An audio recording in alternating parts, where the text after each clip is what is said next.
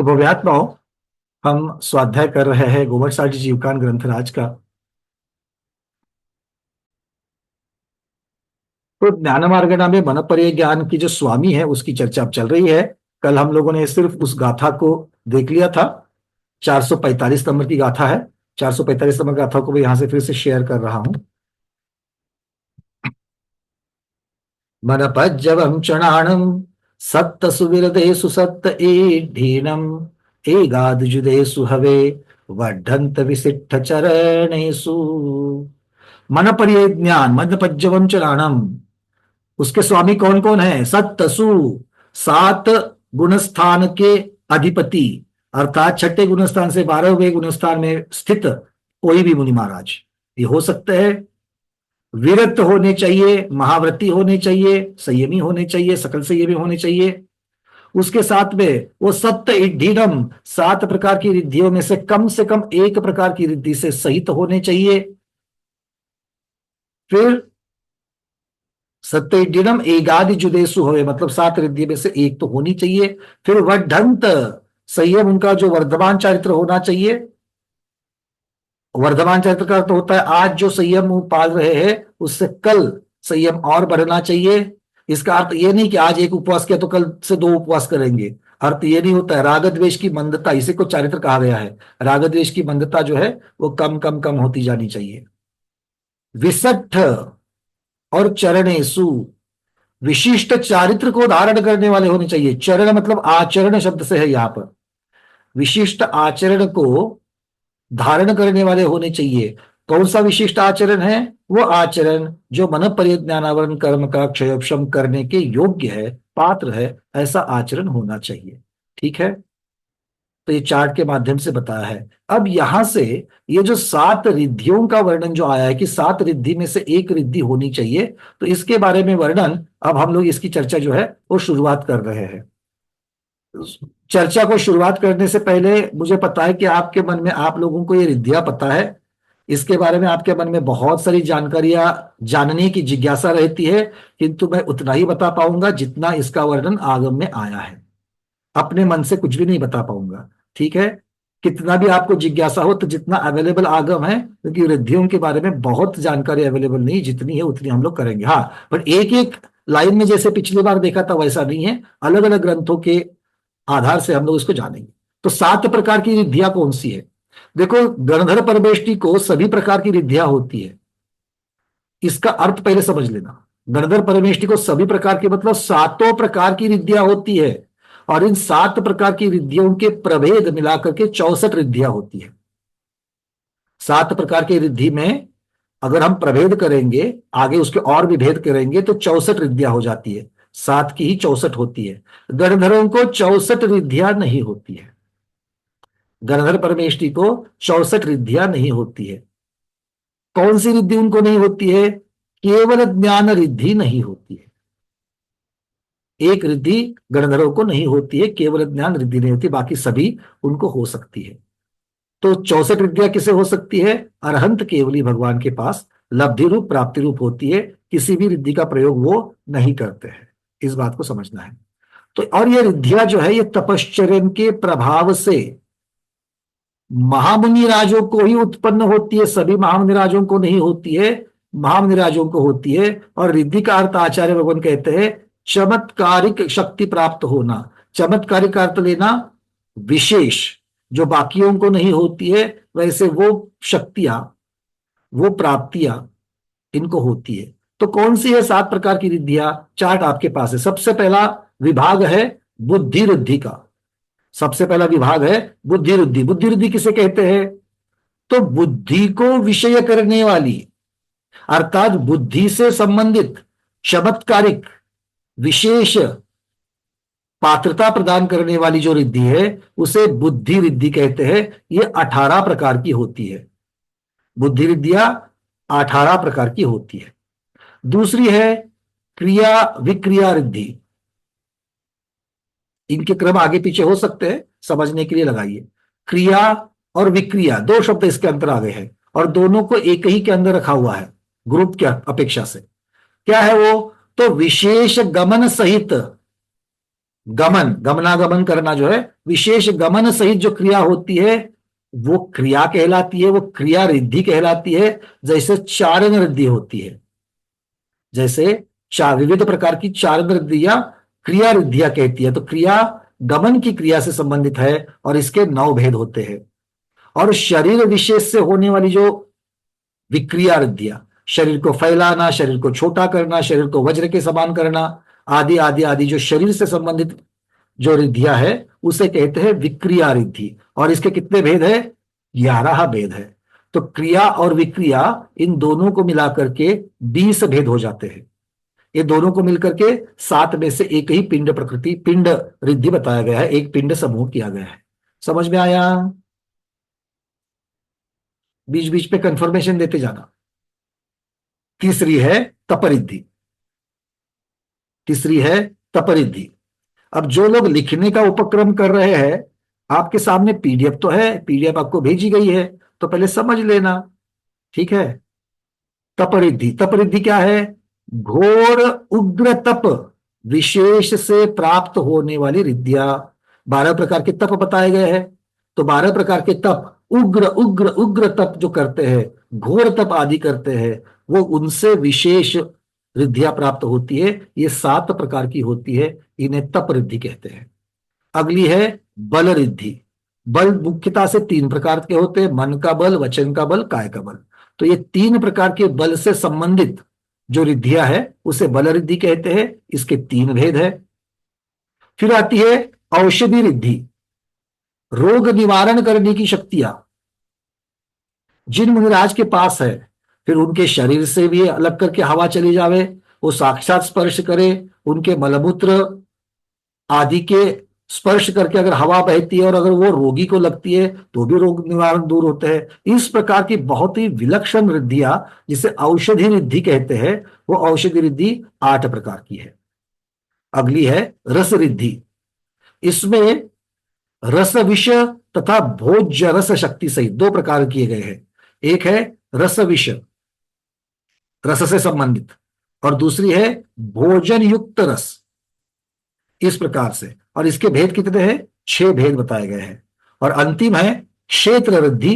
ये निवास, ठहरना, इससे संबंधित है और इसके 2 भेद होते हैं। ठीक है? कितने हो गए देखिए? पूरे के पूरे हुए क्या, ज्यादा कम हो गए? 18 और 2 20, 20 और 15 35, 35 और 20, 35 और 20 55, 55 और 9 64। ठीक है? 64 रिद्धियां हो गई। क्लियर है? ये 7 ग्रुप क्लियर हो गए सबको? हाँ भाई, क्या विषय चल रहा है? ये 7 रिद्धि का क्या संबंध है? क्या पढ़ रहे हैं हम लोग? 7 रिद्धि का करना क्या है? क्या बताया हमने अभी? 7 रिद्धि किसके अपेक्षा से बताई है ये सब?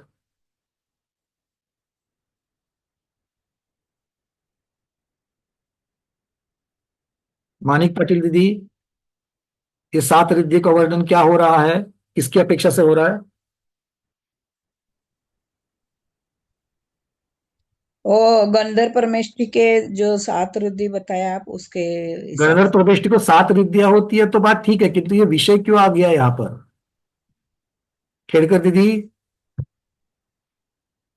इसमें से कम एक रुद्धि मन परिज्ञान के साथ होना चाहिए। बहुत सुंदर। मूल विषय मन पर्याय ज्ञान मार्गड़ा चल रही है, इसको नहीं भूलना है। मन पर्याय ज्ञान के जो स्वामी हैं, उनकी अपेक्षा से वर्णन चल रहा है। इन सब में से एक रिद्धि तो मन पर्याय ज्ञानी को होती ही होती है, उसके बिना मन पर्याय ज्ञान नहीं होता। तो रिद्धि पहले होती है या मन पर्याय ज्ञान प्रकट होने के बाद रिद्धि होती है? क्या है? कनक माला छापी है दीदी? रिद्धि पहला होती है। अच्छा चलो, मानिक मानिक दीदी ने बता दिया, कोई बात नहीं है। पहले रिद्धि होती है और बाद में मन पर्याय ज्ञान, क्योंकि इस प्रकार की पात्रता कही गई है। चलिए, वर्धमान चारित्र से क्या समझा?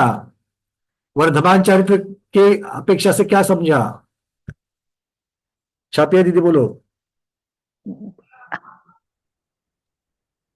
हाँ। वर्धमान चारित्र मतलब रोज सिद्धि तपस्या करते हैं, उनकी विशुद्धि और आगे आगे विशुद्धि बढ़नी चाहिए, विशुद्धि में कम नहीं होनी चाहिए। विशुद्धि बढ़नी चाहिए, चलिए बहुत बढ़िया। और कोई कुछ कहना चाहता है इसके बारे में? रेखा दीदी क्या कहना चाहते हो? चंद्र की कले की तरह वो बढ़ती बढ़ती ही जाएगी। वर्धमान चारित्र कम नहीं होगी, उनकी विशुद्धि बढ़ती ही जाएगी। चलो आपने उसको उदाहरण क्या कहते हैं उसको, एक उपमा भी दे दी, कोई बात नहीं, अच्छी बात है। प्रमोद जी क्या कहना चाहते हो? मतलब राग द्वेष की मान्यता धीरे धीरे बढ़ती जानी चाहिए। राग द्वेष की मंदता बढ़ती जानी चाहिए। और क्या कह सकते हैं हेमांगी दीदी? वंदना भैया, तपश्चर्या करते हैं, तप करते हैं, जैसे आज 10 उपवास किया, फिर आगे और भी तपश्चर्या ऐसे ऐसे बढ़ता जाएगा। दीदी चारित्र को 13 प्रकार का चारित्र माना गया है। 13 प्रकार के चारित्र में तप आता है क्या? नहीं, 13 में तो महाव्रत चारित्र को और भी प्रगल्भ करने के लिए तप है, किंतु मूल में चारित्र जो है वो 13 विध बताया गया है। मतलब 5 प्रकार के महाव्रत, महाव्रत, 5 उसको समिति मानने और के लिए 5 समितियां और 3 गुप्ती। 3 गुप्ती। तो 5 समिति और 3 गुप्ती किस लिए बताई गई है? तो महाव्रतों को बरकरार रखने के लिए, उसमें दोष नहीं लगावे इसलिए। इसका अर्थ क्या है? दोष लगते हैं, दोष लगते हैं मतलब अतिचार होते हैं। तो जहां पर अतिचार कम कम कम कम होते जावे, वहां पर चारित्र वर्धमान वर्धमान होते जाएगा। भाई ठीक है, बातें समझ में आ रही है? तो वर्धमान चारित्र से समझना है कि उनके अतिचार भी कम लगते हैं, आवश्यकों में चूक नहीं होती है, अपने महाव्रतों में चूक नहीं होती है, समिति पालन में चूक नहीं होती है, या कम कम कम होते जाता है। क्लियर है? चलिए अब जिनके प्रश्न के उत्तर दे देते और हैंड रेज किया था वो निकाल दीजिए। जिसके मन में जिज्ञासा है वो अपना हैंड रेज रखे। नीरज जी। नमोस्ताचार्य वंदना भैया। वर्धमान चारित्र के अंदर ऐसे भी ले सकते हैं कि अपन जैसे किसी कार्य को करने से पहले उसकी परिधि का प्रमुख परिमाण कर ले अपन। जैसे उदाहरण इस कार्य के जैसे मान लो चतुर्मास के अंदर हम कहीं पे भी नहीं जाते हैं, तो चतुर्मास में हमने परिधि बना ली, तो उसके बाहर के जितने भी पाप होंगे वो हमारे को नहीं लगेंगे। इस तरह से इसमें ये तो आपके जो नियम है, व्रत है, उस व्रत की अपेक्षा से आपने ये नियम बनाया। अब इस नियम के अंतर्गत आपके कितने दोष लग रहे हैं? हाँ, उन दोषों को और कम कम करते जाए। हाँ, प्रतिदिन दिन प्रतिदिन ये दोष कम होने चाहिए, अतिचार कम होने चाहिए। जी, इसी तरह समझना होगा ना। हाँ बिल्कुल। विजया लक्ष्मी दीदी। ये मुनि वर्धमान चारित्र वाले रहते हैं, मतलब उसी भव में मोक्ष भी जाते होंगे, क्योंकि जरूरत नहीं, ऐसा नियम नहीं, ऐसा नहीं, नियम पर उनकी चारित्र की शुद्धि बढ़ती ही जाती, कम नहीं होती ना। तो कम हो गए तो नीचे फिसलते हैं ना, तो फिसलते नहीं नीचे। सुनो, चारित्र की वृद्धि वृद्धि हो जाती है, इसका अर्थ आप ये नहीं कह सकते हो कि इन अ गिवन टाइम स्पैन वो अत्युच्च पहुंच जाती है। ये जरूरी नहीं है, हो भी सकती है, नहीं भी हो सकती है। बहुत सारी उनकी हो सकती है, क्योंकि चारित्र की सबसे ज्यादा से ज्यादा वृद्धि क्या होगी? मोहनीय कर्म का नाश, नाश होता है, वितरागता को पाना। पर सभी पा ही लेंगे ये जरूर नहीं कह सकते हैं। ठीक है, पर मतलब उनकी कम तो नहीं होती, उतनी ही होती। मतलब समझो 11वें गुणस्थान तक भी गए तो भी वो सर्वार्थ सिद्धि तो जाएंगे, ऐसा गुणस्थान की अपेक्षा से नहीं कह रहे हैं। नहीं क्या? गुणस्थान की अपेक्षा से अगर कोई मुनि महाराज है कि उनकी देखो प्रवृत्ति और निवृत्ति की अपेक्षा से देखा जाए, अतिचार आदि कहां पर लगेंगे? 6ठे में और 7वें के शुरुआत में। आगे आगे तो ध्यानात्मक अवस्था चल रही है, तो विशुद्धि तो बढ़ती बढ़ती जाएगी। हाँ, ज्यादातर की विशुद्धि बढ़ती बढ़ती जाएगी, शपथ श्रेणी आरोहण करके केवल ज्ञान को भी प्राप्त कर सकते हैं, पर ऐसे नियम नहीं लगा सकते हैं। पर नहीं, नियम नहीं लगाए तो भी ना वो नीचे तो उतरते नहीं है। उनका वर्धमान चारित्र मुझे ऊपर ही चढ़ता है। ये पक्का। तो हाँ, तो फिर वो एक्चुअली वो तो 7वें गुणस्थान से ही मुनि को होता है, मतलब 6ठे गुणस्थान से होता है, तो उनका बढ़ता बढ़ता जाता है। मतलब तो कम नहीं होता है, मतलब वो जाएंगे तो सर्वार्थ सिद्धि जाएंगे। ऐसा देखो, ऐसा नहीं। एक उदाहरण देता हूं मैं आपको। कोई मुनि महाराज है, उनकी आयु बस 1 महीना शेष रह गई है, 1 महीना समझ लो, 1 हफ्ता रह गई है, और अब उन्हें वर्धमान चारित्र जो है और मनपर्य ज्ञान हो गया। अब वर्धमान चारित्र वाले हैं, मनपर्य ज्ञान हो गया, वज्र वृषभ नारा सहनन नहीं है। अब बताओ।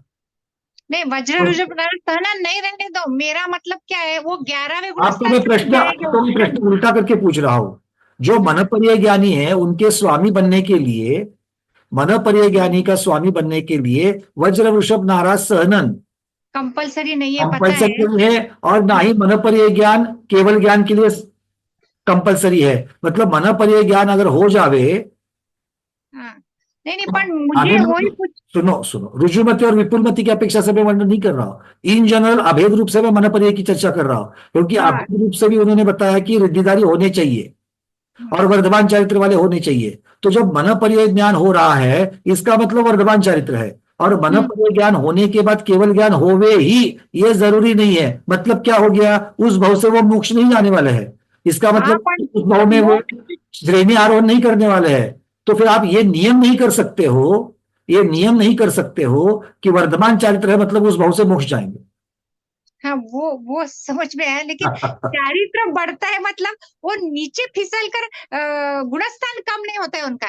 अप्रतिपाती है ये पक्का, अप्रतिपाती है ये पक्का, किंतु उसी भाव से मोक्ष मिल जावे ये नियम नहीं, हो भी सकता नहीं भी हो सकता। हाँ, वो तो ठीक है, लेकिन मुझे कोई मुनि ने पूरा गिरकर चौथे स्थान गिर पहले वैसा नहीं गिरते वो लोग, होगा ही नहीं। हाँ, वो नहीं गिरते। हाँ, वो मुझे बोलना है कि मतलब छठे गुण स्थान में होता है उनको, तो फिर उधर से नीचे चौथे या पहले गुण स्थान में नहीं आते बाकी मुनि के जैसा। हाँ, ऐसा है। बिल्कुल हाँ, वैसा मुझे संयम से च्युत नहीं होंगे। हाँ, संयम से च्युत, क्योंकि उनका बढ़ता ही रहता है संयम। चलिए सुजाता दीदी। वंदना भैया, गंधर्व परमेष्ठीचे हे जे 7 सांगितले ते औषधी वृद्धी ते कुठं पुस्तकात वगैरे सगळी माहिती आहे का सगळी? अभी थोड़ा रुकिए तो सही, अभी सारे आपको संदर्भ मिल जाएंगे, चर्चा तो शुरू होने दीजिए। आपको सारे संदर्भ दे दूंगा, और आपको चाहिए तो पीडीएफ में लिखा हुआ है सारा कुछ। चलिए संगीता दीदी। ना भैया, तो ये अपना सगुप्ती समिति धर्म अनुपरीक्षा परिचय जो चारित्र, ये जो अपना तत्वार सूत्र का जो है, उससे भी चारित्र की उधर भी वो भी एक कारण है संवर निर्जरा का करने के लिए, ऐसे भी कह सकते हैं। संयम तो निर्जरा का कारण है ही है। अपने जो हम लोग संयम के साथ शुभोपयोग हो सकता है तब तक पुण्याश्रव है, और जैसे ही निर्जरा की चर्चा कर रहे हो, संवर सहित जब निर्जरा हो रही है तो मोक्ष का कारण बन जाएगा। नहीं, उसमें जो अभी 13 प्रकार के चारित्र की जो अभी आपने बात की है, तो उसमें वो बाकी के भी हम लोग ले सकते हैं ना। ये सब संवर का प्रकरण है, संवर का ही कारण है ये सारे, ये सब संयम संवर का कारण है। और जो भाव है वो संवर का कारण है, और जो क्रियाएं आदि जो हो रही है, जो भाव भी है उसके, जब तक वहां पर धर्म ध्यान हो रहा है पुण्य का आश्रय हो जाएगा। पुण्य का आश्रय भी है और अशुभ का संवर है, इस प्रकार से भी आप समझ सकते हो उसको। डॉक्टर मधु दीदी। वंदना भैया, भैया जब आप बता रहे हैं कि 7 रिद्धियों में से एक रिद्धिधारी ये होते ही हैं, तो जो जैसे उन्हें बुद्धि रिद्धि होगी तो उसके 18 के 18 भेद उनमें। ऐसा नहीं कहा कहीं पर भी, एक प्रकार की रिद्धि, इतना ही कहा है, कम से कम एक रिद्धि। सो दैट एक रिद्धि कुड बी 64 में से एनीथिंग, ऐसा ही अर्थ होता है जी, क्योंकि उन्होंने ऐसा अनिवार्य नहीं कहा है। मीनाक्षी दीदी। जो विपुलमती हो तो वो नियम से मोक्ष नहीं जाएगा क्या? आएगी चर्चा, अभी तक वो चर्चा आधी बाकी है, गाथा आएगी, वो दोनों का तुलनात्मक स्टडी हो जाएगा। ठीक है, चलिए नीना दीदी।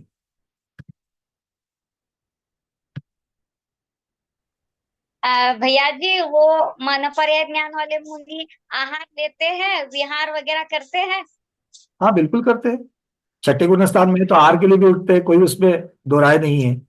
हाँ, हमें लगा मनपर्य ज्ञान प्राप्त होगा तो ऐसे कंफ्यूज थे इसलिए पूछा। नहीं नहीं, मनपर्य ज्ञान है, अवधि ज्ञान है, ये दोनों मुनिराज जो है ये विहार भी करते हैं और इसके साथ साथ में ये आहार भी करते हैं। अच्छा हाँ। चलिए, अब सबसे पहले है बुद्धि रिद्धि। बुद्धि रिद्धि की चर्चा हम लोग शुरू कर लेते हैं। तो क्या है ये बुद्धि रिद्धि? नीरज जी, आपका कुछ प्रश्न आ रहा है, बोलिए। नमोस्ताचार्य भगवान, वंदना भैया। आ रिद्धि तो 7वें गुण स्थान के बाद खत्म होगी ना? छठे में तो है ना, हाँ, तो छठे में तो छठे से मनप्रिय शुरुआत है। ज्ञानी और अवधि ज्ञानी दोनों ही होते हैं, उसके आगे के जो भी होगा तो गुणस्थान उसके अंदर छठे से 12वां, गुणस्थान छठे से 12वां। एक बार श्रेणी आरोहण कर रहे सातिशेष अदब प्रवृत्त करण के परिणाम हो जाएंगे, रिद्धियां सब जो है वो लब्धि रूप में रह जाएगी, उसका प्रयोग नहीं। फिर एक चर्चा सुनने में आती है, उसको कहाँ तक समझना होगा फिर। क्या? जैसे यार पड़गान के लिए कोई भी व्यक्ति खड़ा होता है, जैसे आप खड़े हो रहे हो या मैं खड़ा हो रहा हूँ, हम्म तो वहां 3 कम 9 करोड़ मुनिराजों का पड़गान करने का संदर्भ बताया जाता है। हम्म जबकि यार चर्या तो केवल छठे गुण स्थान की होती है, तो उसमें तो पूरे 14वें गुण स्थान तक के 13वें तीन गुण कम, स्थान। सबसे पहली बात तो 3 कम 9 करोड़ मुनीश्वर एक साथ हो ही नहीं सकते। आगे संयम मार्गणा, इसके अगली ही मार्गणा संयम मार्गणा है। संयम मार्गणा में ये प्रकरण और भी क्लियर हो जाएगा। एक साथ 3 कम 9 करोड़ मुनीश्वर होते ही नहीं है। ये अपने अपने गुणस्थान में होने वाले उत्कृष्ट उत्कृष्ट मुनिराजों की संख्या है, मतलब इससे ज्यादा मुनिराज इस गुणस्थान में नहीं हो सकते हैं। ये 3 काल की अपेक्षा, नाना जीवों की अपेक्षा कथन है। तो जैसे 170 तीर्थंकर एक साथ हो सकते हैं, वैसे 3 कम 9 करोड़ मुनीश्वर एक साथ नहीं हो सकते, ये पहली बात है। उसमें से छठे गुणस्थान को छोड़ करके बाकी के गुणस्थान वाले जो है, अब 7वें गुणस्थान, छठा और 7वां जो स्वस्थान वाला है, अप्रमत्त स्वस्थान, वो अभी भी स्वस्थान अप्रमत्त भी आहार का गुणस्थान माना जाता है, क्योंकि आहार करते करते मुनिराज छठे से 7वें में चले जा सकते हैं। तो इसका अर्थ ये हो गया कि 7वें का जो, क्योंकि गुरुदेव ध्यान सागर जी महाराज ने बड़ी सुंदरता से इसको क्लियर कर लिया, पंचसंग्रह के स्वाध्याय के अंतर्गत ही क्लियर अभी अभी किया है कि 7वां गुणस्थान जो है वो संपूर्णता निवृत्ति का गुणस्थान नहीं है। बहुत सारे लोग छठे को प्रवृत्ति और 7वें को निवृत्ति मानते हैं, किंतु ऐसा नहीं है। जैसे मान लो कि अगर कोई गणधर भगवान है, गणधर भगवान का ही उन्होंने उदाहरण दे दिया, गणधर भगवान व्याख्या कर रहे हैं बीज पदों की और वो लगातार बोलते जा रहे हैं, या फिर जब भगवान की दिव्य ध्वनि खिर रही है, सवा दो घंटे जब खिरती है, तो हाथ जोड़ करके गणधर भगवान बैठे हुए हैं। उनका गुणस्थान छठे के नीचे तो जाना नहीं है और छठे के ऊपर सिर्फ 7वें में जा सकते हैं। छठे गुणस्थान का कालावधि ही अंतर्मुहूर्त है, मतलब लगातार छठे गुणस्थान में गणधर परमेष्ठी रह ही नहीं सकते हैं, या कोई भी मुनिराज नहीं रह सकते हैं। तो 2.25 घंटे जब वो सुन रहे हैं दिव्य ध्वनि को हाथ जोड़ करके, तो छठा सातवां उनका गुणस्थान हो रहा है। और जब वो छठा सातवां गुणस्थान हो रहा है, वहां पर दिव्य ध्वनि सुनने की प्रवृत्ति है या निवृत्ति है? सोच लो सब लोग, प्रवृत्ति है कि नहीं है? तो 7वें गुणस्थान का, वहां पर जो 7वें गुणस्थान में जा रहे हैं वो स्वस्थान अप्रमत्त पहले भाग तक जा रहे हैं, और जो दूसरा भाग है सातिशय अप्रमत्त, जहां पर अदब प्रवृत्तकरण होता है, वो ध्यानावस्था है, वो बात अलग है। उसको छू कर आ रहे हैं बार बार जाके। अतिशय की अपेक्षा से ऊपर फिर निवृत्ति के गुणस्थान आप बोल देना, किंतु छठा और 7वां, तो 7वां संपूर्ण रूप से निवृत्ति प्रधान नहीं है, प्रवृत्ति और निवृत्ति दोनों प्रधान है। और इसीलिए भोजन करते वक्त, आहार के वक्त करते वक्त, जब शोधन आदि करते वक्त गुरुओं का, मुनिराज का उपयोग शोधन में जब लग जावे, तब 7वां गुणस्थान है। और जो ग्रास ग्रहण कर रहे हैं और जब जब ध्यान चला जावे, तब वो छठे गुणस्थान में है। तो ये छठे 7वें में वहां पर भी झूल रहे, तो प्रवृत्ति तो है ही है वहां पर, निवृत्ति कहां हो रही? क्योंकि शोधन करने के लिए जो उपयोग लग रहा है, वहां पर प्रवृत्ति शोधन करने की है कि नहीं है? बिल्कुल है, बिल्कुल है। तो इस प्रकार से, क्योंकि वहां पर शोधन करना का अर्थ 2 होते हैं, मतलब जो भक्ष है वो है कि नहीं है, और कुछ अभक्ष चीजें मिली है कि नहीं मिली है, इसको भी चेक कर रहे हैं। बिल्कुल। तो भले वहां पर रागद्वेष या रति अरति की अपेक्षा से हम वर्णन नहीं कर रहे हैं, किंतु किसको निकालना है और किसको रखना है, ये दोनों अपेक्षा से वहां पर प्रवृत्ति है जी। तो इसीलिए सातवां गुण स्थान एकांत से सिर्फ निवृत्ति नहीं मानना चाहिए, प्रवृत्ति और निवृत्ति दोनों होता है। ठीक है, चलिए। और ये प्रवृत्ति वाली बात यही है। नहीं तो देखो, परिहार विशुद्धि का गुरुदेव ने परिहार विशुद्धि का भी बड़ा सुंदर उदाहरण दे दिया।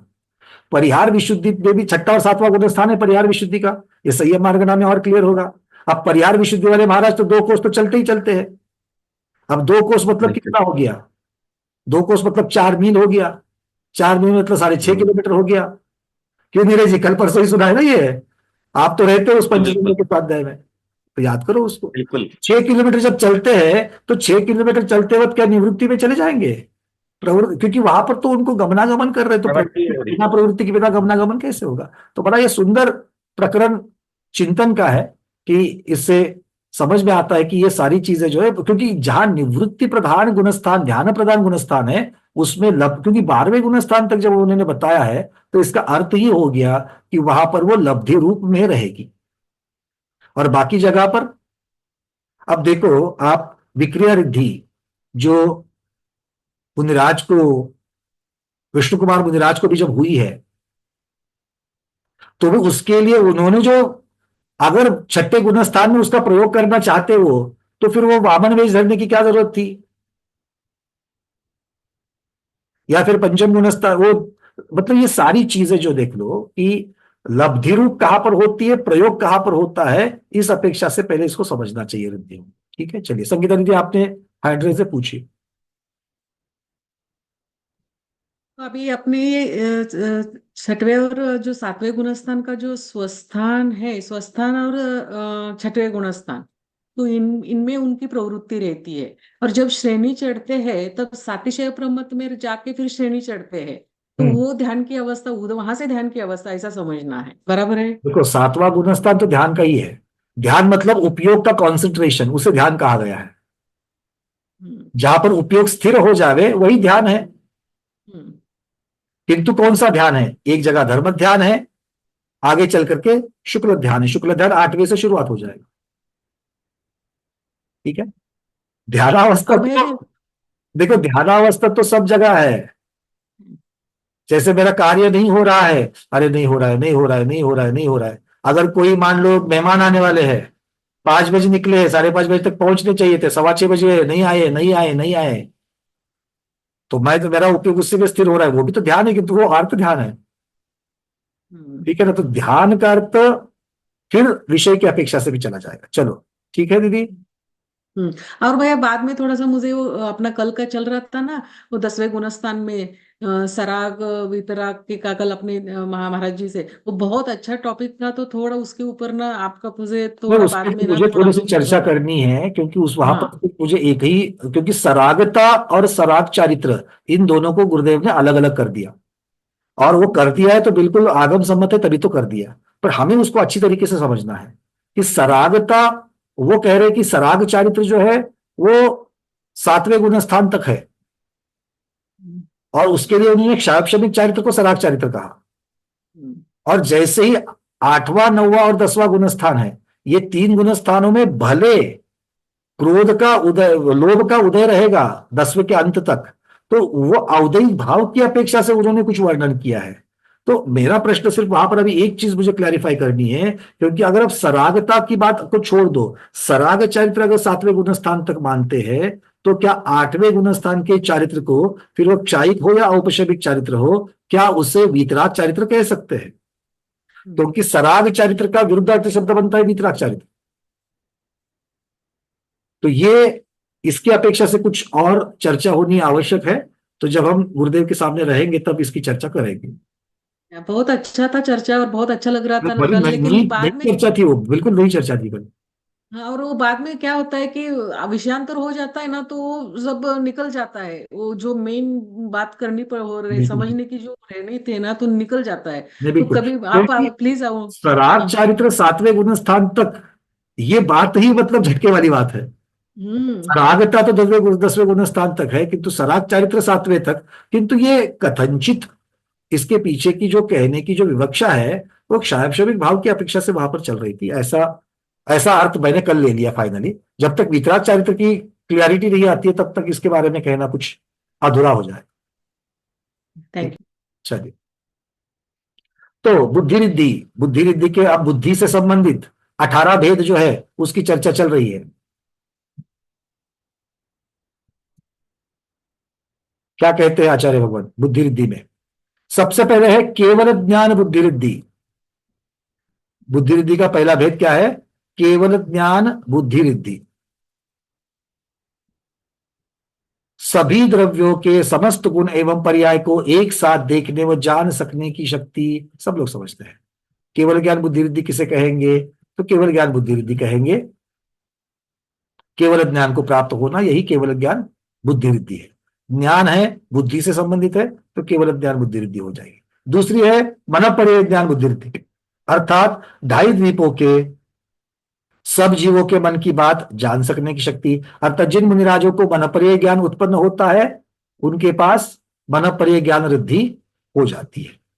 तीसरी है अवधि ज्ञान बुद्धि रिद्धि, ओहि जिनानम। वो तो जिनानम मतलब केवली भगवान की अपेक्षा से वर्णन है, बट यहां पर ओहि जिन अर्थात ऐसे मुनिराज, सब केवलियों का वर्णन नहीं है। ओहि जिनानम का अर्थ क्या होता है? अवधि ज्ञानधारी मुनिराज। तो अवधि ज्ञानधारी मुनिराज के बारे में कहा गया द्रव्य क्षेत्र काल की अवधि अर्थात सीमाओं में विद्यमान रूपी पदार्थ को जान सकने की शक्ति। तो ये भी बुद्धि से संबंधित है, ये भी सब लोग समझते हैं। अवधि ज्ञान किसी मुनि महाराज को हो जावे तो उसे भी रिद्धि माना है। रिद्धि मानना चाहिए कि नहीं मानना चाहिए? मानना चाहिए, ठीक है। अब अकेली रिद्धि होने के लिए, अकेली अवधि ज्ञान रिद्धि होने के लिए वर्धमान चारित्र होवे ही ये जरूरी नहीं है। वर्धमान चारित्र होवे ही ये जरूरी नहीं है। जिनको वर्धमान गुण प्रत्यय अवधि ज्ञान है उनका वर्धमान आप कह सकते हो। यहां पर रिद्धि की और मनःपर्यय ज्ञान के साथ में जब चर्चा चलेगी तब जाकर के वर्धमान चारित्र होना चाहिए। अब हम लोग जो रिद्धियों का वर्णन सुन रहे हैं वो रिद्धियों का वर्णन अलग से इंडिपेंडेंट सुन रहे हैं। बात समझ में आ रही है? हाँ, इसको याद रखना। अगली है कोष्ठ बुद्धि रिद्धि। कोष्ठ का अर्थ होता है कोष्ठगार, कोठार, गोडाउन। जिस प्रकार भांडार में, गोडाउन में हीरा, अब वो उस जमाने की चर्चा चल रही है जब गोडाउन में हीरे पन्ने पुखराज आदि रखा जाता था। हीरा पन्ना पुखराज आदि रखा जाता था। अब गोडाउन में क्या रखते हैं? हाँ, ज्वार की बोरी, गेहूं की बोरी, गुड़, है ना। ये तो क्या क्या कह रहे हैं? जैसे भंडार में हीरा पन्ना पुखराज चांदी सोना आदि पदार्थ जहां जैसे रख दिए जावे, तो जैसे आए वैसे रख दिए। अब गोडाउन में ऐसा कोई तो रैक सिस्टम तो है नहीं कि जिसपे रख दिया। बहुत समय बीत जाने पर भी वे जैसे के तैसे ना कम ना अधिक भिन्न भिन्न उसी स्थान पर रखे मिलते हैं। आप आ गए गोडाउन में, चीजें रख दी, लॉक लगा दिया, 1 वर्ष के बाद में गोडाउन खोला तो एज इट इज रहता है कि नहीं रहता है? आज का आपका गोडाउन कौन सा है? बैंक का लॉकर। बैंक के लॉकर में आपने आभूषण रख दिए, शादी में गए, पहन करके आ गए, निकाल करके लॉकर में रख दिए। अब 6 महीने में कोई शादी नहीं है, 6 महीने के बाद शादी के लिए फिर से निकाले, तो लॉकर के अंदर की चीजें जो की तो मिलती कि नहीं मिलती है? हाँ, तो इसके प्रकार से समझना। वैसे ही सिद्धांत, न्याय, व्याकरण आदि के सूत्र, गद्य, पद्य, काव्य, ग्रंथ जिस प्रकार पढ़े थे, सुने थे, पढ़ाए थे, चिंतन किए थे, वो बहुत समय बीत जाने पर भी अगर पूछा जाए तो भी एक अक्षर ना घट करके, ना बढ़ करके, ना पलट करके भिन्न भिन्न ग्रंथों को उसी प्रकार सुना सकने की शक्ति। खुद के लिए नहीं, दूसरों को भी सुना सकते। कोष्ठगार, कोष्ठ बुद्धि में क्या हो रहा है? जैसे कोठार में, भांडार में चीजें जो की तो रहती है वो एज इट इज मिलती है, वैसे आज की क्लास में जितना भी मनःपर्यय ज्ञान के बारे में सुना गया है वो प्रतियोगिता के समय बिना पढ़े, बिना 15 दिन मशक्कत किए जो का त्यो याद आ जावे और फिर एग्जाम के उत्तर में भी जो का त्यो लिखे, तो कौन लिख सकते हैं? कोष्ठ बुद्धि रिद्धि वाले मुनि महाराज उसको कर सकते हैं। अब समझ में आ गया कि आपको और हमें क्यों याद नहीं आता है? 6 महीने की तो छोड़ो, 1 महीने के बाद में न गच्छ याद है, न चय याद है, न संकलित धन याद आता है। क्यों आता है? देखो स्मिता दीदी वापस सरता, नहीं दीदी आज प्रश्न नहीं पूछेंगे, है ना? नहीं तो अरे कल परसों किसी से बात हो रही थी, वो कह रहे थे भैया हमें तो नींद में भी याद आ रहा है। क्या याद आ रहा है? मैंने पूछा, बोले मध्यम योग से अर्जित विसरसोपचय सहित औदारिक शरीर की नौ कर्म वर्गना बाजित लोक। बोला क्या हो गया? तो बोले देशावधि का द्रव्य है ये। तो अच्छी बात है, इतना उसके ऊपर आपने काम किया कि वो जो का त्यों है। बट ये क्या है, अब बीच बीच में उसको पानी देना पड़ेगा, है कि नहीं है? आपने जमीन में मशक्कत करी, बीज भी अच्छा डाला, अब बीच बीच में थोड़ा सा पानी देते रहे ना, तो वटवृक्ष होने में और अच्छे अच्छे फल में, वटवृक्ष क्यों? मैं तो कहता हूं कि हापुस का आम आएगा और अच्छे अच्छे फल भी लेंगे। बट क्या है ना, हापुस का आम आने के लिए समय लगता है, हो सकता है उसका फल कब मिलेगा? अगले भव में भी तो मिलेगा। ये वही कह रहे हैं, जो का त्यों कालांतर में। बड़ी माता जी हमेशा कहती है, विनय के साथ पड़ा हुआ श्रुत अगर कालांतर में भूल भी जावे तो भी आगे बस थोड़ा सा निमित्त मिलने पर जो का त्यों याद आता है और केवल ज्ञान का बीज बन जाता है। आज हम श्रुत को उसी प्रकार से, उसी भावना से ग्रहण करना है। हे भगवान, कितना अंदर जा रहा है, कितना समझ पा रहे पता नहीं है, बट विनय पूर्वक आपकी वाणी को स्वीकार करते हैं। ये त्रिलोकीनाथ केवल ही भगवान की देवादिदेव, जिनके सिवा और कोई इसको नहीं जान सकता है, ऐसे केवल भगवान की वाणी है। भले हम अपनी बुद्धि से उसको ग्रहण करें या ना कहे, तो भी हम आज उसको आत्मसात करते हैं, ताकि आगे चल करके एक दिन हम भी केवली बन जाए। अगर आपकी एटीट्यूड ये है, अगर आपके भाव ये है, तो पक्का गारंटी है। किसकी गारंटी है? जिनवानी माता की गारंटी है। आगे बढ़े, अगली है एक बीज बुद्धि रुद्धि। तो कोष्ठ बुद्धि रुद्धि को याद रखना है कि जो के तो याद आ जाएगा।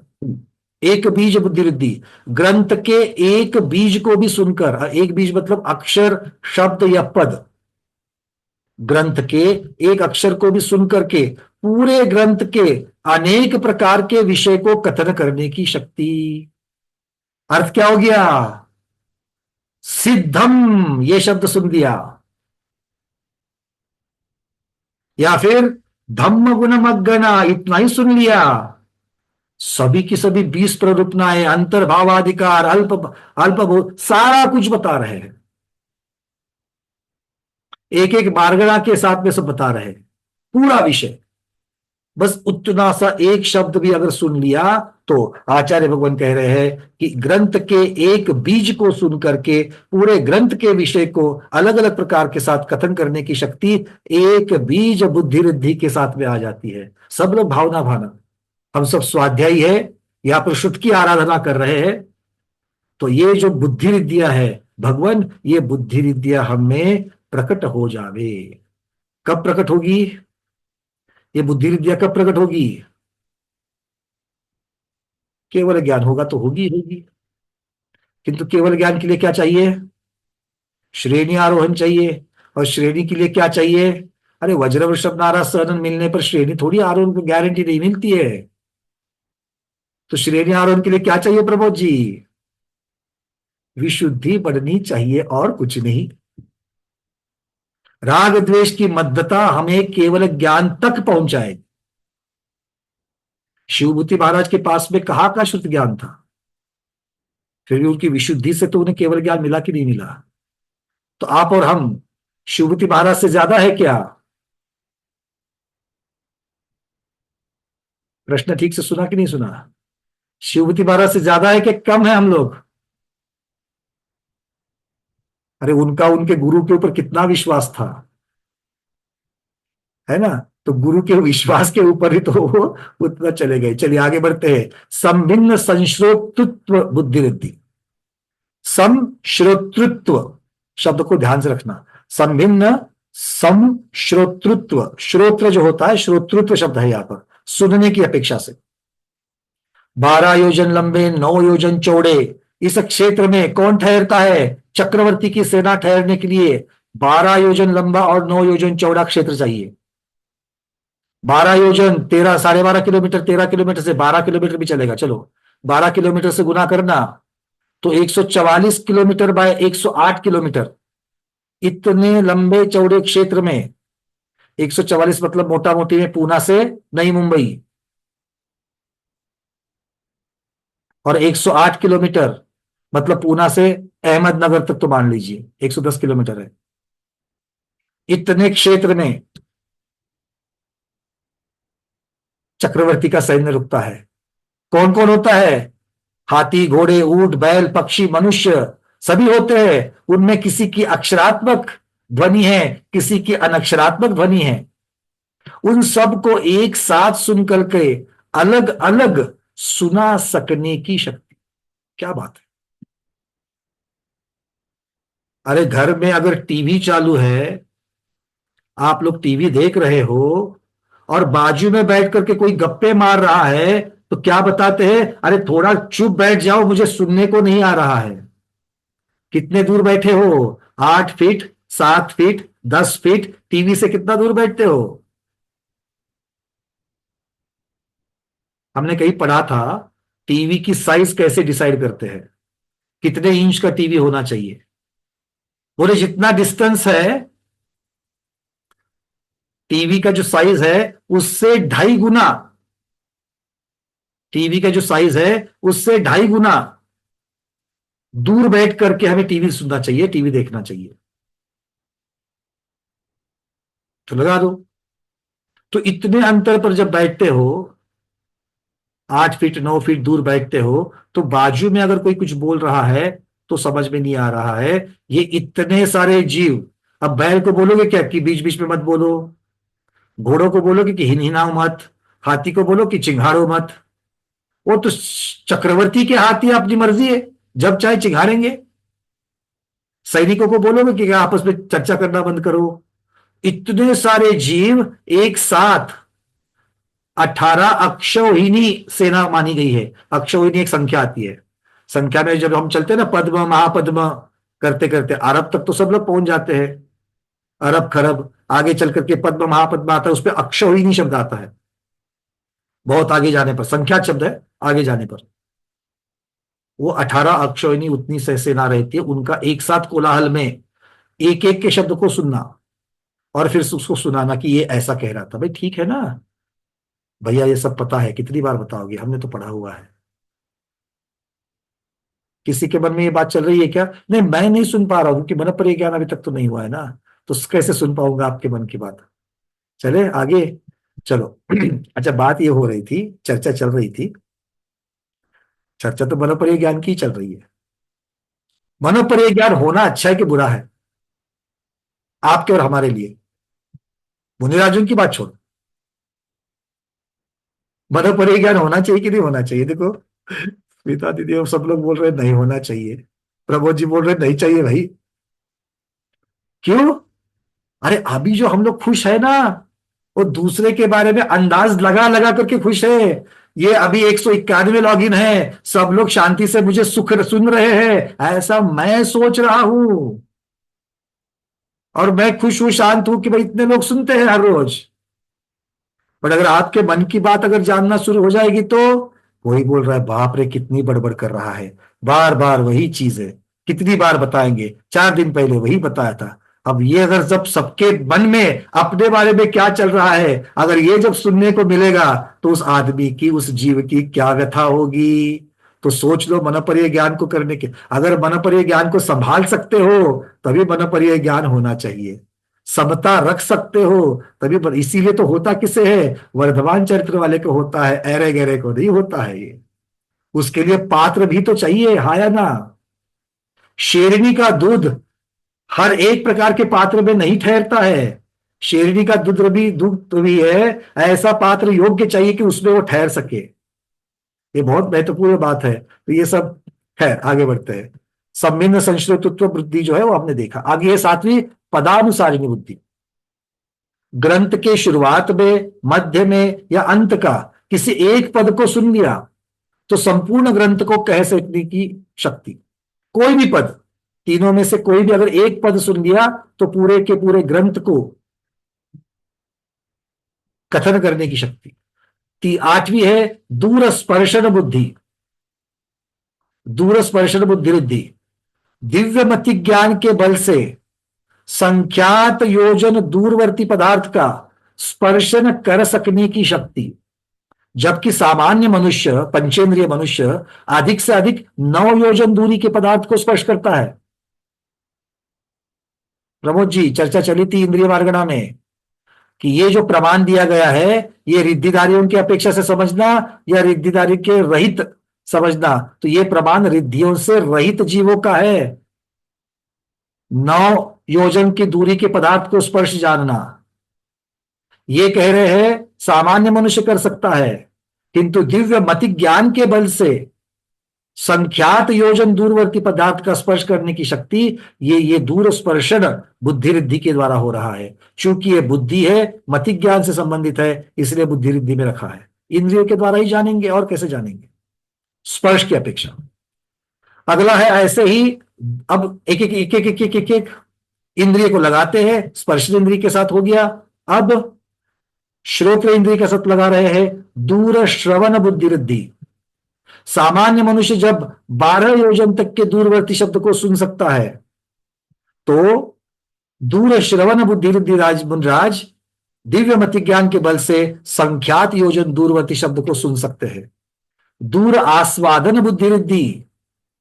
अब रसना इंद्रिय की संबंधी से, रसना इंद्रिय सामान्य मनुष्य अधिक से अधिक 9 योजन दूर स्थित पदार्थ के रस को जानता है, किंतु दूर आस्वादन बुद्धि रिद्धि जिन मुनिराज को होती है, उनके पास दिव्य मति ज्ञान उत्पन्न होता है और वो दिव्य मति ज्ञान से संख्यात योजन दूर स्थित पदार्थ को जानते हैं।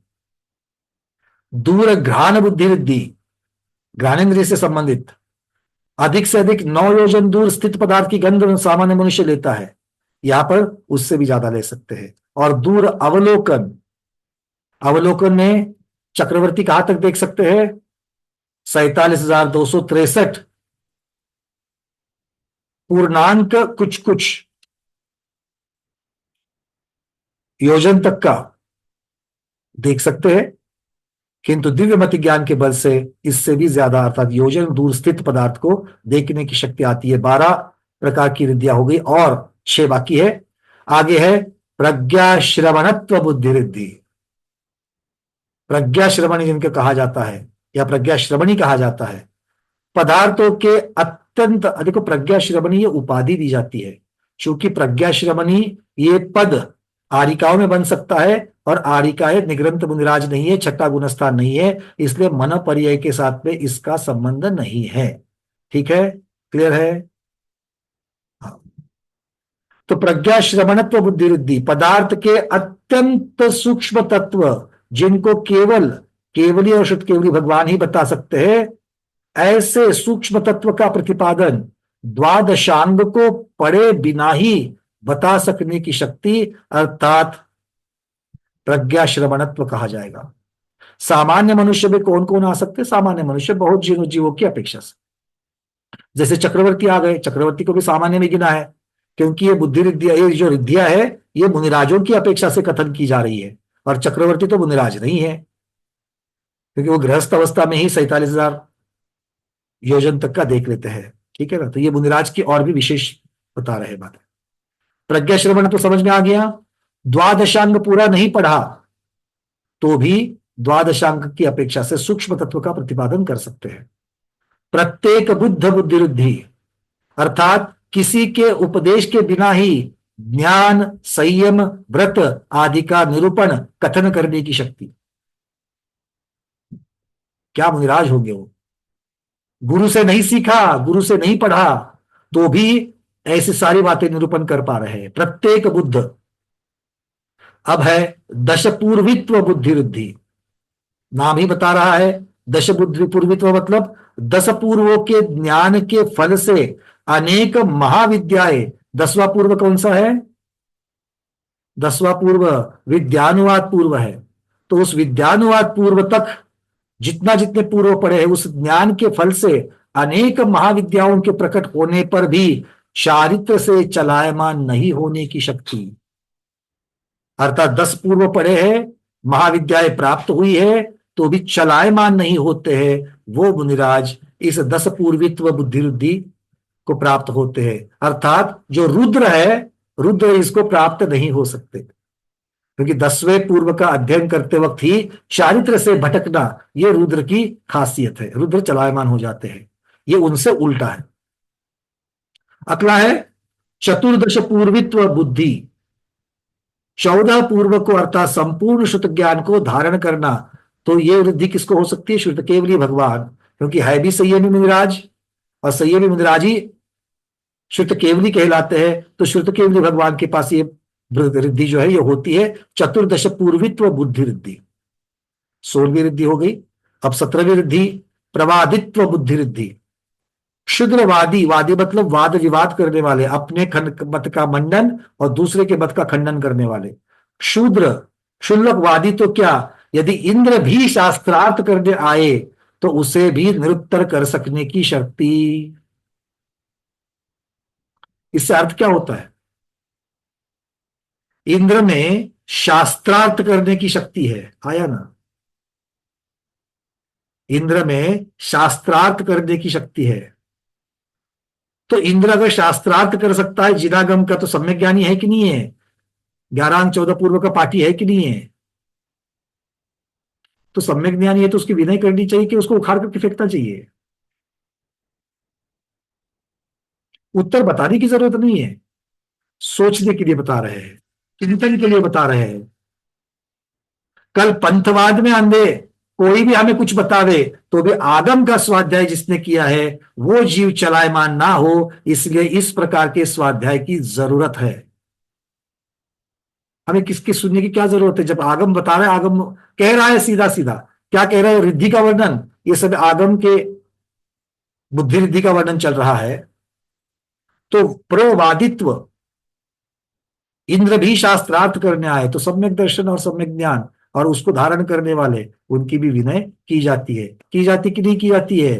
किसके द्वारा की जाती है? गृहस्थ के द्वारा की जाती है या मुनिराजों के द्वारा भी की जाती है? बोलो भाई, प्रश्न आपके लिए है। सम्यक ज्ञानी की विनय मुनिराज को करनी चाहिए कि नहीं करनी चाहिए?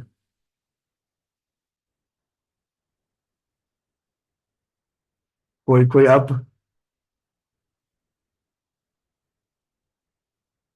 उलझन में पड़ गए, क्योंकि हमारे दिमाग में सबसे पहले विनय शब्द का अर्थ अष्टद्रव्य से पूजन इतना पक्का बैठा हुआ है, और दूसरा मुनिराज कहते ही गुणस्थान की व्यवस्था सामने आ जाती है। और इससे परे भी चीजें हैं। कोई गृहस्थ विद्वान है, वो अगर किसी मुनिराज के पास चला जावे तो मुनिराज उनकी यथा योग्य विनय, उनको नमोस्तु थोड़ी करेंगे, अंतर प्रेरणा से आशीर्वाद दे देंगे, किंतु उस शब्दों के द्वारा, वचनों के द्वारा उनका कौतुक करेंगे कि नहीं करेंगे? उनके सम्यक ज्ञान की प्रशंसा करेंगे कि नहीं करेंगे? कितनी जगह पर देखा जाता है ये। अरे हाया ना, सुमेरु चंद्र दिवाकर जी मुनिराज थे क्या? आचार्य भगवान शांति सागर जी महाराज प्रथमाचार्य थे। उनके सामने जब सुमेरु चंद्र दिवाकर जी, महान पंडित जी, जब वो व्याख्यान करते थे, प्रवचन करते थे, तो आचार्य भगवान कभी उनकी स्तुति करते नहीं होंगे, उनकी यथायोग्य विनय नहीं करते होंगे? कितनी बार करी है भाई, बातें समझ में आ रही है? हाँ, सिर्फ मुनिराज शब्द, विद्वान शब्द ये सुनकर के अपने पारंपरिक ज्ञान नहीं लगाना है वहां पर। क्लियर है सब बातें? कड़वी तो नहीं लग रही है? चलो, अच्छी बात। अगली है 18वीं बुद्धिवृद्धि, अष्टांग महानिमित्त विज्ञत्व बुद्धिवृद्धि। अंतरिक्ष, भौम, अंग, स्वर, व्यंजन, लक्षण, छिन्न, स्वप्न, इन 8 महानिमित्तों के अर्थ जानने की शक्ति। ये है तो वैसे श्रुत ज्ञान का विषय। ये 8 निमित्त ज्ञान जो है, अष्टांग निमित्त ज्ञान जिसे कहा जाता है, ये श्रुत ज्ञान का एक अंग है। ये श्रुति ज्ञान के अंग कहलाते हैं। सम्यक ज्ञान के 8 अंग जहां कहे जाते हैं, वो सम्यक ज्ञान के 8 अंग में इनके नाम आते हैं। सम्यक दर्शन के 8 अंग जानते कि नहीं जानते हो? ज्यादातर जानते हैं। सम्यक चारित्र के 13 अंग जानते कि नहीं जानते हो? पर सम्यक ज्ञान के 8 अंग ज्यादातर नहीं जानते, कम लोग जानते हैं। ठीक है ना? इसीलिए रत्नत्रय का व्रत जब करते हैं, पर्युषण के अंत दिन जो 3 रहते हैं, उस दिन सिर्फ समुच्चय पूजन नहीं करनी है रत्नत्रय की। हिमाचल की धार, हिमाचल की धार, उसके साथ साथ में अंग पूजा भी करनी है। तब जाकर के पता चलता है कि सम्यक ज्ञान के 8 अंग कौन से होते हैं। ठीक है, चलो। तो ये अष्टांग महानिमित्त के विज्ञत्व, अब 8 महानिमित्तों के द्वारा निमित्त ज्ञान प्राप्त होना, और वो भी उत्कृष्ट प्रकार का, ये रिद्धि है, ये प्राप्ति है, ये लब्धि है, ये महावनराज को होती है। उसे ही अष्टांग महानिमित्त, अष्टांग महानिमित्त ज्ञानी थे, ऐसा जो कहा जाता है। जो बहुत बार प्रश्न पूछने पर जीवों के बारे में बताते हैं, भविष्य के बारे में भी बताते हैं, उसमें ज्यादातर अष्टांग महानिमित्त ज्ञानी होते हैं। और उस बुद्धि को प्राप्त करना, उस ज्ञान को प्राप्त करना, वही ये रिद्धि है। समझ में आ रही है बातें? हाँ, अब ये बुद्धि रुद्धि के ऊपर कोई अगर चर्चा करना चाहे, क्योंकि बीज बुद्धि का लक्षण, अब इसके बारे में थोड़ा सा चर्चा, थोड़ी नहीं है, काफी कुछ है अलग अलग ग्रंथों के बारे में, तो उसको भी शुरुआत कर लेते हैं। पहले मुझे लगता है कि यहाँ पर जो प्रश्नोत्तर है अलग अलग ग्रंथों में आए हुए, तिलोपन्नति में है, धवला जी के है, ज्यादातर तिलोपन्नति और धवला जी की अपेक्षा से ही है। ठीक है, तो इसको जान लेते हैं, पहले समझ लेते हैं। हो सकता है कि आपके मन की जिज्ञासा है उससे शांत हो जाए, नहीं होती है, बच जाती है, तो उसके ऊपर चर्चा और आगे बढ़ाएंगे। अभी हमारे पास कुछ समय है, तो उस समय में इस चर्चा को कर लेते हैं। ठीक है, चलिए, पहला प्रश्न आ रहा है, बीज बुद्धि का लक्षण। जो बीज बुद्धि, किसी को याद आ रहा है कि बीज बुद्धि किसे कहते हैं? अब जो 18 की तरीके से अपेक्षा से हम लोगों ने बातें करी थी, बीज बुद्धि रुद्धि किसे कहा जाता है? हाँ जी प्रबोध जी। मतलब एक किसी ग्रंथ के भी एक बीज, एक अक्षर को जो है जान के पूरा ग्रंथ को जो है उसको कथन कर देना, पूरा उसको समझ। बहुत बढ़िया, एक बीज, एक पद, एक अक्षर, एक शब्द, इससे पूरे ग्रंथ का विषय जो है उसको कथन करने की शक्ति है, ये बीज रुद्धि। तो इसके बारे में प्रश्न तिलोपन्नति में उठा है। क्या कहते हैं जिज्ञासा? बीज बुद्धि का लक्षण बता रहे हैं कि बीज बुद्धि का लक्षण क्या है। कहते कि नो इंद्रियावरण। अब नो इंद्रियावरण किसे कहते हैं? नो इंद्रियावरण कर्म मतलब कौन सा कर्म?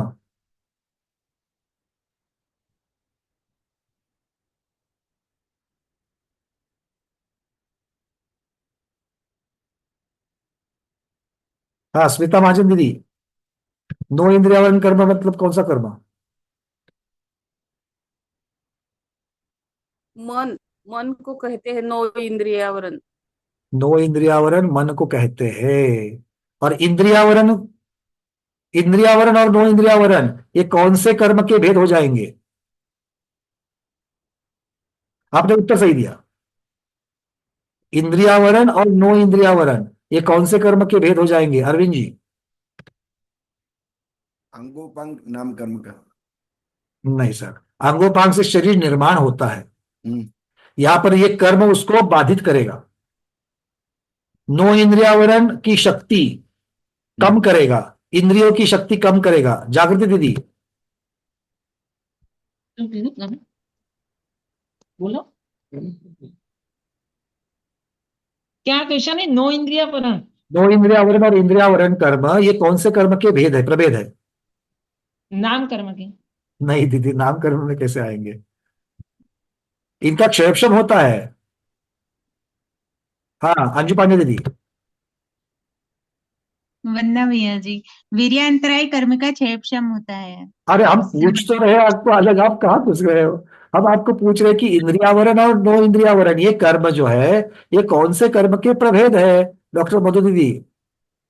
मति ज्ञानावरण के। बहुत सुंदर। अरे भाई, इंद्रिय और नो इंद्रिय से जानते क्या हो, उसी को आवृत्त करता है। याद रखने के लिए ऐसा ही रखना है। इंद्रिय और नो इंद्रिय मन से क्या जानते हैं? मति ज्ञान को जानते हैं। ठीक है, तो ये क्षयक्षमिक है सब। चलिए, तो कह रहे कि नो इंद्रियावरण, श्रुत ज्ञानावरण और वीर्यांतराय, इन 3 प्रकार की प्रकृतियों के उत्कृष्ट क्षयोपशम से, नो इंद्रियावरण मतलब ज्ञानावरण कर्म है, श्रुत ज्ञानावरण ये भी ज्ञानावरण कर्म है, तो इनका क्षयोपशम होता है। वीर्यांतराय कर्म, उसका भी क्षयोपशम होता है। तो इन 3 प्रकार की प्रकृति के उत्कृष्ट क्षयोपशम से, मतलब जितना मति ज्ञान प्रकट हो सकता है, जितना मन का ज्ञान, मन से जानने का ज्ञान जितना प्रकट हो सकता है, उसकी जितनी कैपेसिटी विकसित हो सकती है, श्रुत ज्ञान जितना ज्यादा से ज्यादा प्रकट हो सकता है, वीर्यांतराय मतलब उसको धारण करने की शक्ति, क्योंकि मति ज्ञान, इंद्रिय और नो इंद्रिय इनकी सहायता से कार्य करता है। श्रुत ज्ञान के लिए भी शक्ति चाहिए। इन सबकी शक्ति कौन प्रदान करेगा? वीर्यांतराय का ज्यादा से ज्यादा क्षयोपशम। इन सभी से विशुद्ध हुए किसी भी महर्षि अर्थात महामनिराज के जो बुद्धि संख्यात स्वरूप शब्दों के बीच में से लिंग सहित, अर्थात पुल्लिंग स्त्रीलिंग नहीं, मतलब व्याकरण सहित एक ही बीजभूत पद को पर के उपदेश से प्राप्त करके उस पद के आश्रय से संपूर्ण श्रुत को विचार कर ग्रहण करती है, वह बीज बुद्धि है। अर्थ क्या क्या हो गया? बीज बुद्धि रिद्धि जिन महामनिराज को होती है, उनके पास 3 कर्मों का क्षयोपशम उत्कृष्ट होना चाहिए। नो इंद्रियावरण, श्रुत ज्ञानावरण और वीर्यांतराय, इन 3 कर्मों का क्षयोपशम उत्कृष्ट होना चाहिए। ये पहली बात है बीज बुद्धि होने के लिए। दूसरा, ये महामुनिराज संख्यात स्वरूप शब्दों के बीच में से, मतलब बहुत सारे शब्द है, क्योंकि कितना है? संख्यात है। सारे के सारे पद की अगर अक्षर की संख्या भी संख्यात ही आ रही है, शुद्ध ज्ञान की हमने देखी थी, तो उन संख्यात शब्दों में से लिंग सहित एक ही बीजभूत पद, बीजभूत मतलब मुख्य बीज रूप जो पद है, शब्द अक्षर या पद, उसको उपदेश से प्राप्त करके, कोई उपदेश के द्वारा उसको प्राप्त कर रहे हैं, मतलब गुरु के द्वारा जब उपदेश हो रहा है, उसमें से एक ही बीज, जैसे मार्गणा ये शब्द सुनाई दिया, मार्गणा ये शब्द सुनाई दिया, मार्गणा शब्द सुनते ही उस एक शब्द के आधार से सभी मार्गणाओं का कथन, उसके साथ साथ में गुणस्थानों में मार्गणा, मार्गणाओं में मार्गणा आदि चीजों का कथन जो महामुनिराज कर सकते हैं, वो महामुनिराज बीज रुद्धिधारी होते हैं। समझ में आ गई बात? ये यहां पर इस कथन का अर्थ है। और उसके साथ में उनके पास क्या क्या होना चाहिए? नो इंद्रियावरण, वीर्यांतराय और शुद्ध ज्ञानावरण कर्म का उत्कृष्ट क्षयोपशम होना चाहिए। लिंग सहित का अर्थ होता है, व्याकरण सहित ले लेना। यहां पर शब्द लिंगज शब्द आता है ना,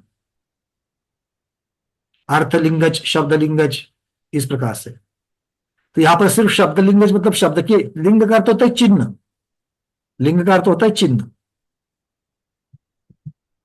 चलिए, अब धवल ग्रंथ में क्या कहते हैं, देखो लक्षण कैसा किया है बीज बुद्धि के बारे में। धवल ग्रंथ क्या कह रहे हैं? पुस्तक क्रमांक 9, तिलोय पन्नति की अधिकार संख्या, चौथे अधिकार में बताया अब तक क्या सारा कथन। अब धवल महाग्रंथ राज की 9वीं पुस्तक, उसके अंदर कहा जा रहा है बीज के समान बीज कहा जाता है। बीज जैसे वृक्ष का बीज होता है, वैसे बीज, जिस प्रकार बीज मूल, अंकुर, पत्र, पोर, स्कंद, प्रसव, तुष, कुसुम, क्षीर और तंडुल आदि को आधार है, उसी प्रकार 12 अंगों के अर्थ का अर्थात विषय का आधारभूत जो पद है, वह बीज तुल्य होने से बीज है। बीज पद विषयक मति ज्ञान भी कार्य में कारण के उपचार से बीज माना गया है।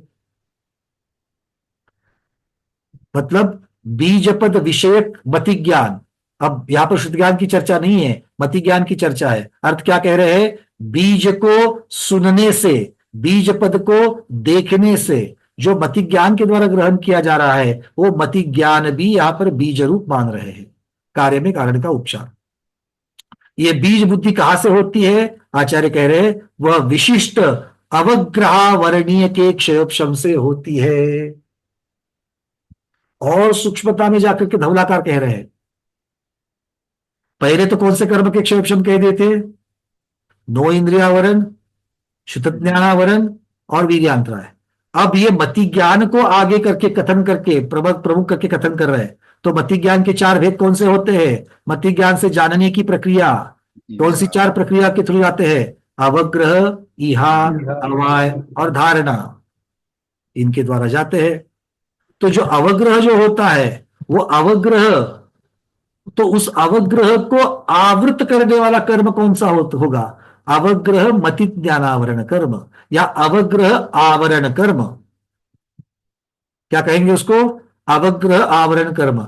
मान लो इहा होती ही नहीं है, जानने की जिज्ञासा ही नहीं हो रही है, वो इहा आवरण कर्म होगा। स्मृति, अवाय, निर्णय करना है वहां पर, वो हो ही नहीं रहा है, या कम मंदता से हो रहा है, या मंदता से हो रहा है, तो कौन उसको आवृत कर रहा है? अवाय आवरण कर्म। ये सब मति ज्ञानावरण कर्म के भेद है, प्रभेद प्रभेद प्रभेद है आगे। और धारणा में रखा है, धारणा में रखते नहीं है, मंदता से रखते हैं, याद नहीं आता है वापस। तो धारणा और स्मृति ये मति ज्ञानावरण कर्म से ही संबंधित है, उसको आवृत करने वाला प्रभेद। देखो मति, एक तो ज्ञानावरण कर्म, 8 कर्मों में से एक ज्ञानावरण कर्म, ज्ञानावरण कर्म के फिर 5 भेद, 5 में से एक मति ज्ञानावरण, और मति ज्ञानावरण के इतने भेद कर दिए। पहला स्पर्शनेन्द्रिय मति ज्ञानावरण कर्म या स्पर्शनेन्द्रिय आवरण कर्म, रसना इंद्रिय आवरण कर्म, घ्राणेन्द्रिय आवरण कर्म, आदि आदि आदि 5 हो जाएंगे। 9 इंद्रिय आवरण कर्म 6ठा हो जाएगा। ये 6 हो गए। अब इसके भी प्रभेद, अब ये 6 के साथ में और ये लगा लो, अवग्रह, यह अवाय, धारणा के साथ में उसके 4 लगा लो, तो 6 और 4 10 भेद हो गए। इनके भी और भेद कर सकते हो। स्पर्शनेन्द्रिय में स्पर्श के 8 विषय है। किसी जीव को हल्का नरम समझ में ही नहीं आता है, बाकी सब ठंडा गर्म समझ में आता है, हल्का नरम समझ में नहीं आ रहा है। तो कौन सा कर्म आवृत कर रहा है? ज्ञानावरण। ज्ञानावरण में मति ज्ञानावरण, मति ज्ञानावरण में स्पर्शनेन्द्रिय नारावरण, और स्पर्शनेन्द्रिय का फिर से प्रभेद। कई बात समझ में आ रही है? ऐसे 8 के 148, 148 के भी आगे बहुत सारे भेद हो जाते हैं। और ये सब बहुत सारे भेदों का क्या होता है? क्या होता है? हमारी आत्मा में लग जाते हैं, और हमारी आत्मा में लग करके फिर ये उदय को भी आते हैं। आते कि नहीं आते? अच्छा, कोई कहता है कि अरे भाई इनको तो चप्पल पहनने की आदत ही नहीं है, तो चमड़ी मोटी हो गई है, अब इनको रास्ते पर चलने से रास्ते की गर्माहट लगती ही नहीं है, गर्मी लगती ही नहीं है। ऐसा है क्या? कभी लगती है, कभी नहीं लगती है। तो अगर नहीं लगती है तो कभी भी नहीं लगनी चाहिए। क्या आज चमड़ी मोटी है, कल पतली हो जाती है? बोलो। आज मान लो हमारे यहाँ 28 डिग्री टेम्परेचर है। आज 28 डिग्री टेम्परेचर में बाहर गया तो मुझे स्किन को गर्मी लग रही है। कल भी 28 डिग्री है, उसमें जाकर के आ गया, कुछ नहीं हुआ। कल 30 डिग्री हुआ, उसमें जाकर के आया, कुछ नहीं हुआ। जीव वही है, टेम्परेचर ज्यादा हो गया, चमड़ी वही है, कुछ नहीं हुआ। क्यों नहीं हुआ? चिंतन का विषय करो, चिंतन। ये बाह्य निमित्त है, चमड़ी जो वही है, टेम्परेचर बाह्य निमित्त है, आंतरिक निमित्त विजयलक्ष्मी दीदी, नया मिल गया खुराक, करो चिंतन। हाँ, स्पर्शनेन्द्रिय ज्ञानावरण। क्लियर है? चलो, 336 के भेद तो ऑलरेडी उन्होंने 336, सुरेखा दीदी 336 के किस आधार से बने हैं, उस आधार से तो उन्होंने बताया है। किंतु उतने ही नहीं होते, उसके अलावा भी होते, क्योंकि हम जिनकी चर्चा कर रहे हैं वो 336 के अंदर है ही नहीं है। वहां पर विषय अलग रखे, उन्होंने विषय 12 रखे वहां पर, क्षिप्र अक्षिप्र, ध्रुव अध्रुव, इस प्रकार के विषय रखे हैं वहां पर।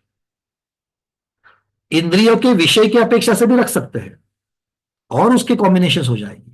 ठीक है, अगर कोई जिज्ञासाकार है, स्वाध्याय इसके ऊपर काम करना चाहे तो इस प्रकार से भी चिंतन कर करके और कोई लिस्ट बना सकता है।